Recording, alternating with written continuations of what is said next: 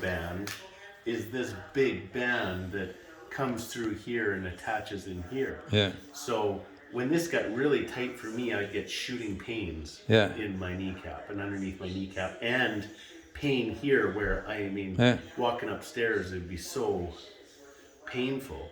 So when I was early in my skiing, I kind of found this one where I would just kind of, oh, it's so tight in, I can feel that. So I just kind of put you can do this and just kind of push there, but I find that if you pull that over there, it's a little bit awkward to get into, Yeah. but once you're in it, you can stretch that out and just lean into it.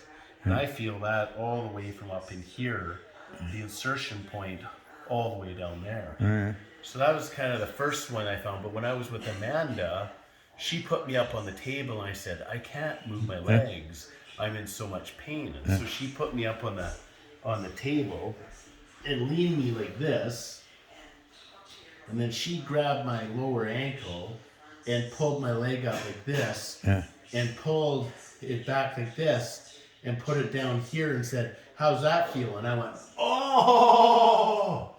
And then I felt her just put her hands on me and she kind of pushed down like that and she said, how does that feel? I went, feels really, really good. So she said, well, you've got really tight iliotibial bands and quads on the outside. So what I did is I started just coming home and grabbing my ankle and then going like this, like she'd done. And this does stretch, again, the outside. And it's kind of hard to get into, but what you can do is you can just move your knee up, grab your ankle, and then pull back. And this one made my knee pain go away. And you just kind of lay on the side and you just kind of push and pull it down like that. And you can feel how tight it is. And so I would do that on each side about 3 times for about a minute. But keep in mind, the second day, if you stretch, it's just like working out. If you work out or stretch, the second day you'll actually get a little bit tighter. So you may find you'll stretch out, and then the next day your knee will be even tighter a bit. Okay? And then so that one was one that really helped me.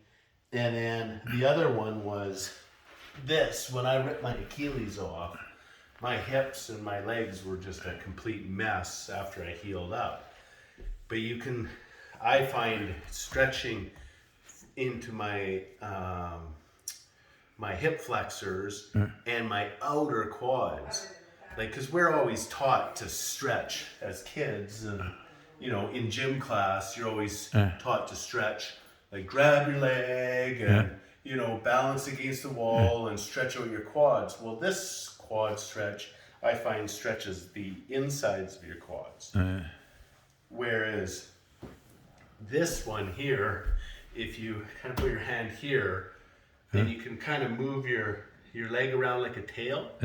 And it's hard to get into, but if you can grab that one, then kind of sit up and then roll your knee back so it's there, and then you just kind of lean into it. And it is probably the best. As soon as I did this one in a yoga class, I could just feel how tight I was after I ripped my Achilles off. And that one is, and you can lean against it and you can just kind of move around. And I find that stretch, again, hold it for 20 or 30 seconds. And you can put a pad or something, a pillow underneath your knee if your knee bugs you a bit. But that one stretches your hip flexor and the outer quad. I'd never stretched that before in my life. And finding that one just went, ooh.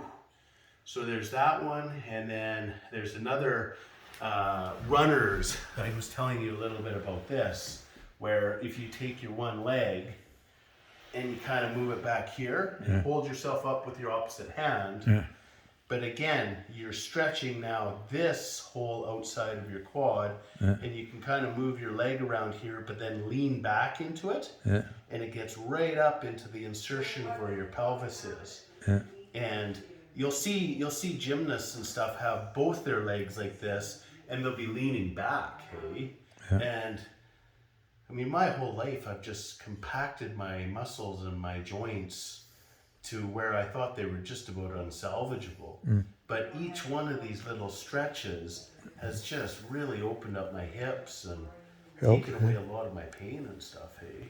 So, Well, I'll try some of it. yeah, but this one here is really good because again, it kind of gets into your iliotibial band Yeah. and your outer quads. Yeah. And I found for me that as my quads got really tight, and actually a few of my yoga instructors said too, because I always said my hamstrings are always so bloody tight. They said, well, probably because your quads are too tight.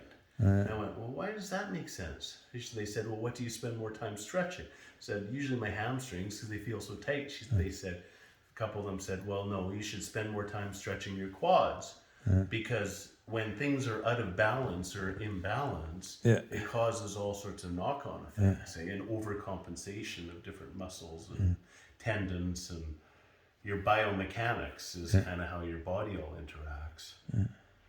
So, so that's the runner's squat. And the other one I do sometimes in bed, and I've been telling Mom about this one, is you can, again, take your opposite hand, grab your one leg, and then you can just lean kind of into it. And even that, and then you can kind of just wiggle into it. And again, I feel how tight I am in my